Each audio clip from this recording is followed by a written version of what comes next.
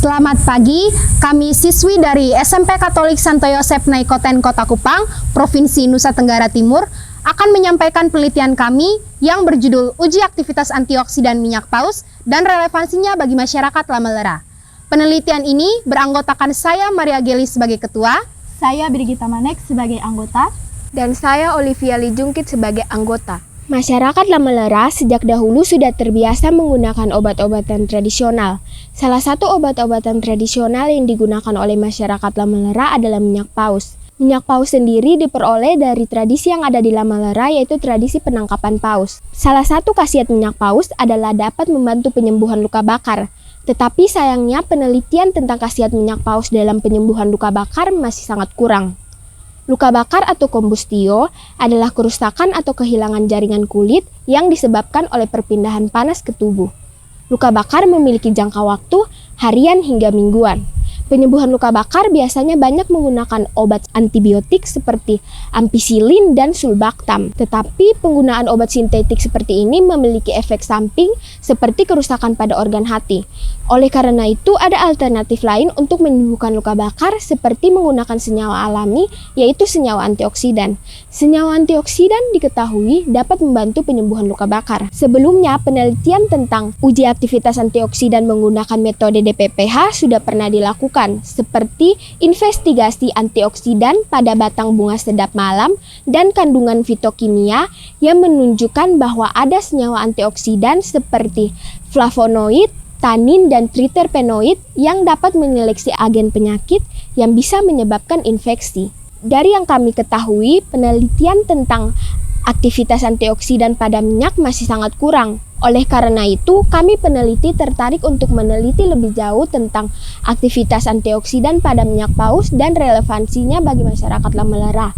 Kami memilih judul Uji Aktivitas Antioksidan Minyak Paus dan Relevansinya bagi Masyarakat Lamelera untuk merangkum semua uraian yang ada di atas. Masalah-masalah yang kami teliti di penelitian ini adalah yang pertama, bagaimana tingkat aktivitas antioksidan pada minyak paus.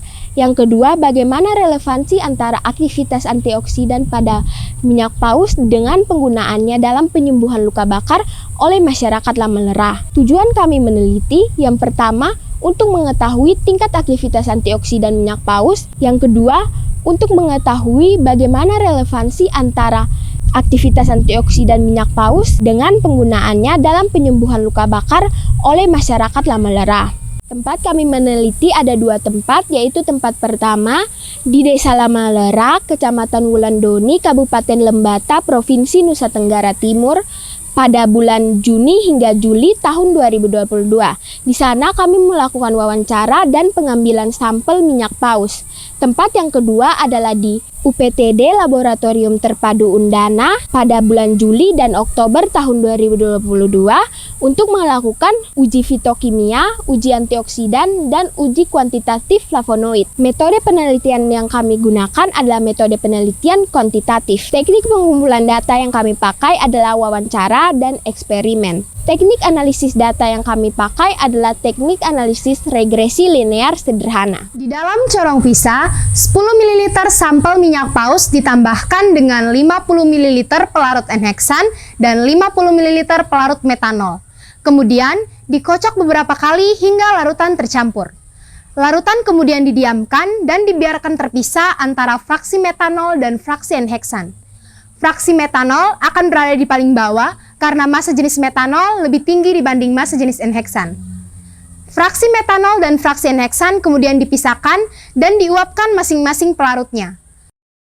Sampel ekstrak minyak paus, fraksi N-heksan dan fraksi metanol kemudian dilarutkan dalam 98% metanol dengan varian konsentrasi 25, 50, 100, 200, 500, dan 1000 ppm. Masing-masing varian konsentrasi kemudian diambil 2 ml dan ditambahkan dengan 2 ml DPPH 100 ppm.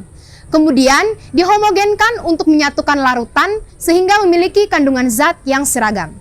Setelah dihomogenkan, larutan kemudian diinkubasi selama 45 menit dan diuji nilai absorbansinya pada panjang gelombang 416 nanometer dengan menggunakan spektrofotometer UV vis. Uji fitokimia dilakukan untuk mengetahui keberadaan senyawa metabolit sekunder dalam sampel. Sampel ekstrak minyak paus dibagi menjadi 6 bagian dengan ukuran masing-masing 1 ml dan diletakkan di dalam 6 tabung reaksi.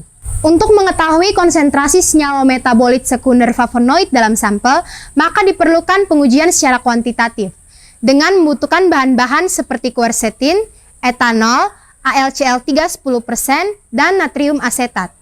Dengan bahan-bahan yang ada, maka dilakukan prosedur pembuatan kurva standar quercetin dengan 5 varian konsentrasi yang kemudian diinkubasi selama 30 menit. Selesai diinkubasi, larutan kemudian diukur panjang gelombangnya dengan menggunakan spektrofotometer UV vis dan dipilih panjang gelombang 400 sampai 700 nanometer. Jumlah atau kadar flavonoid total kemudian dinyatakan dalam miligram per mililiter. Berikut adalah data hasil penelitian. Dari tabel ini dapat kita ketahui bahwa aktivitas antioksidan pada fraksi metanol sebesar 379,794 mg per liter dan pada fraksi enheksan sebesar 426,224, 276, 294, 979 mg per liter.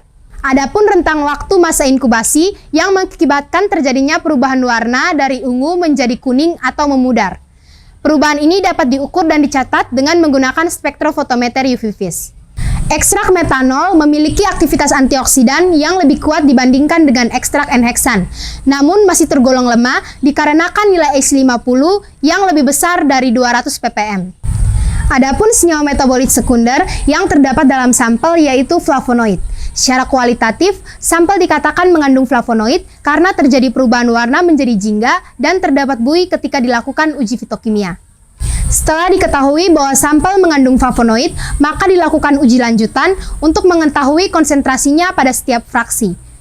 Berdasarkan tabel, dapat diketahui bahwa konsentrasi senyawa flavonoid pada ekstrak metanol sebesar 0,991 mg per mililiter dan pada ekstrak enheksan sebesar 0,217 mg per mililiter.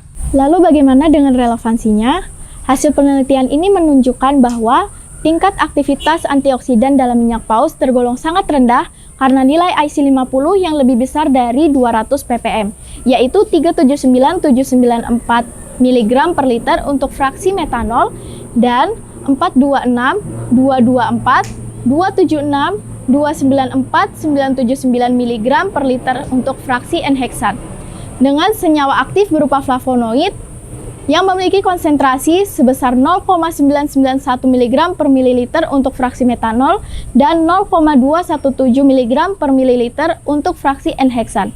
Berdasarkan data ini, maka dapat disimpulkan bahwa penggunaan minyak paus sebagai alternatif pengobatan luka bakar memiliki relevansi yang kurang terhadap tingkat aktivitas antioksidan.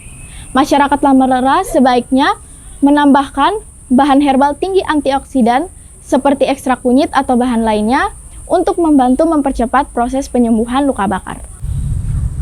Setelah melakukan penelitian, kami dapat menarik kesimpulan. Yang pertama, tingkat aktivitas antioksidan dalam minyak paus dapat menetralisir DPPH, namun tergolong sangat rendah karena nilai IC50 yang lebih besar dari 200 ppm. Yang kedua, aktivitas antioksidan dalam minyak paus memiliki relevansi yang kurang dalam penyembuhan luka bakar oleh masyarakat Lamelera. Dengan saran antara lain, yang pertama, bagi masyarakat Lamelera, peneliti berharap masyarakat Lamelera tetap menggunakan minyak paus sebagai bagian dari tradisi.